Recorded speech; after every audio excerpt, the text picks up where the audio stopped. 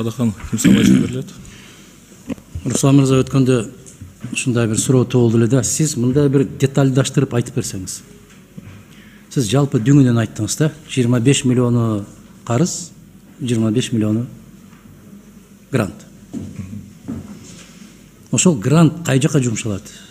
Канча жылга жумшалат? Кай максатта жумшалат? Карыздар болсо кайсы жака кетет? Анын эрежелерин бир жерде жазылып турат, эрежелерин. Бирок жана көпчүлүк учурда айтып атпайбызбы? Карыз дегенден коркпошубуз керек деп. Карыздын ар кандай түрлөрү болот? Ошону мындай бир жандырмагын чечсеңиз. Жарайт. Урматтуу Адахан Кимсанбаевич, бардыгы болуп бизде 50 миллион доллар болуп атат. Бул акчанын бардыгын биз 1 миллиард 300 бала саруу ГЭСин курууга берилип атат. Бул бюджеттик кредит чакан ГЭСке берилет. Андан башка 3 миллиард бул тиги жыйында айттым элем, 3 миллиардты бул Баткен областына турукташтырууга бөлүнөт. Эми ушул жерден токтоңуз. Урматтуу кесиптештер, мен сиздердин көңүлүңүздөрдү ушул 3 миллиарддын тегерегине бургум келет. Канча күн башта Акыл Жапаров барып 3 миллиард бөлүндү деп жар салды Баткенде. Туурабы? Канча убакыт өттү ошондон бери? Бул 3 миллиардтагы каралып аткан капложение аркылуу деп атасызды. Ошол Баткен областын кайра калыбына келтирүү үчүн биз 3 миллиард бөлүп бердик деп жарыя кылды. Ааламга дүң этти. Баарыбыз уктук аны. Ал кайсы каражаттан бөлүп берди? Муну такташ керек экен, бирок менин оюмча бул 3 миллиард, азыр 3 миллиардтан биз 1,5 миллиардын бергенбиз, 1 миллиард 600'ün бергенбиз, 1 миллиард 400'төй калган. Азыр ушу турукташтырууга акча. Анан сиз азыр айтып атпайсызбы? Биз ушунан түшкөн акчанын 3 миллиардын беребиз деп атасыз. Айтып атасыз, азыр жарымын берип койгонбуз. Кимге эргешенели, айткылачы. Адахан Кимсанбаевич, биз эми убакыт өтүп атат, кыш мезгили келип атат, ошол үчүн эртерээк башка бир чыгымдардан бөлүп, аны толуктайбыз да. Азыр ушу Баткен областына биз өтө зарыл болгон Баткен областына көңүл бурулуп атат. Руслан мырза, анда барып ошол кабинет министринин жетекчисине айтып койсоңуз. Бөлүнө элек нерсени бөлдү деп жар салбасын. Бериле элек нерсени бердик деп жар салбасын. Мына ошол Баткен областындагылар айтып атат. Жапаров келип убада берип кетти, ушул кезге чейин эч нерсе баштала элек дейт. А сиз келип бүгүн айтып атасыз. Эгерде биз Жогорку Кеңештин депутаттары ушул сиздердин келишимиңиздерди колдоп берсек, анан ошондо акча келип түшөт экен.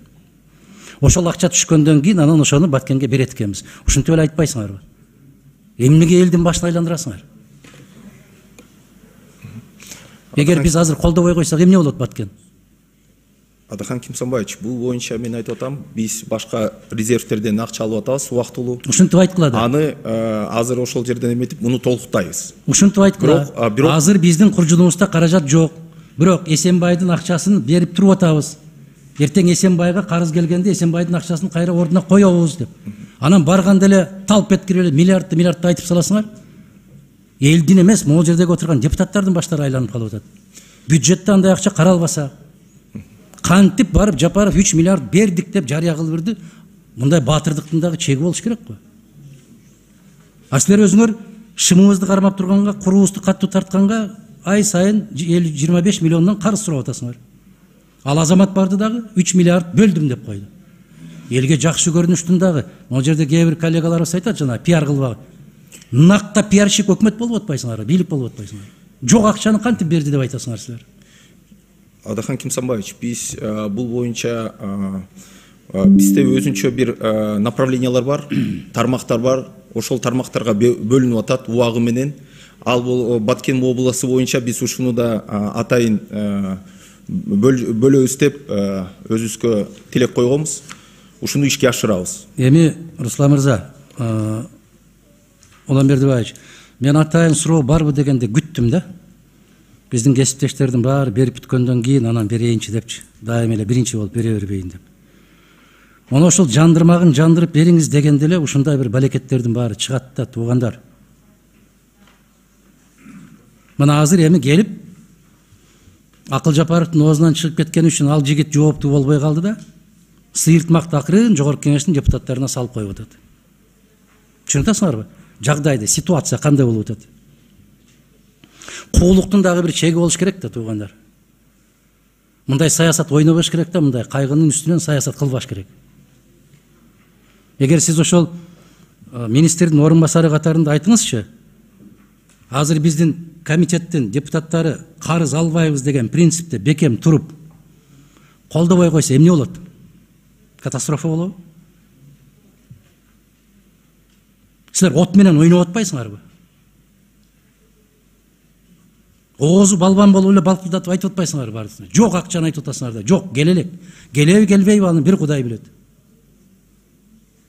А эртең бул жерде какшап аткан биздин коллегалар айткандай кылычын кармап кыш келатат. Резерв барбы силерде 3 миллиард сом? Адахан Кимсанбаевич, бизде бул боюнча биз өзүбүз тилек кылганбыз. Ушуну 3 миллиардтын Баткен областына жөнөтөбүз. Качан тилек кылдыңар? Анан буга чейин өзүбүздө өзгөчө резервтер бар. Канча? Алар башка тармактарга каралган. Канча резерв бар? Бирок Адахан Кимсанбаевич, эгерде бияк болбой муну колдобой койсоңуз, биз башка резервтерден акча табабыз. Канча бар айтыңызчы? Бирок азырынча мен оюмча ушу Баткен областына жардам бериш керекпиз. Жардам беребиз деп отурат, ушул жердеги бардык депутаттар жардам беребиз деп отурат. Бирок ошо жардамдын шартын бизге айтыңыз деп атабыз биз. Силерде канча резерв бар азыр? Өкмөттүн канча резерви бар? Мен так сумманы азыр сизге айта албайм. Ким айта алат? Эгер жазуу түрүндө берем, эгерде макул болсоңуз. Резервиңер жок. Ачык эле айтып коюш керек да, Руслан мырза. Резервиңер жок. Чөнтөгүңөр тешик. Ач кыйкырык салып аткан көрсөтмөлөрүңөр жок, көрсөткүчкө жеткен жокпуз. Ааламды алдына таштап коюп кетип баратабыз деген сөзүңөрдүн баары турмушта далилденбейт. Анын баары куру сөз. Эптеп азыр жогорку кеңеш ушуну колдоп берсе, бирөөнөн барып карыз алып келсек, ошо карыз менен барып үстүн жапсак. Тажикстан тарапка канча доомат койдуңар? Ошо калпына келтирүү боюнча. Адахан Кимсанбаевич, бул боюнча мен кыскача бул Азия өнүктүрүү банкы бизге берип атпайбы? Бул биз 50 миллион доллар алып атпайбызбы? Мисалга катары келтирип коеюн, Тажикстан тарабы да 50 миллион доллар алып атат Азия өнүктүрүү банкынан. Эмне үчүн? Өзбек тарабы бул байкы антикриз бул деген бул башка суммасына, аларда өзгөчө аларга акча бөлүнөт. Булар бирок бизге тиешеси жок.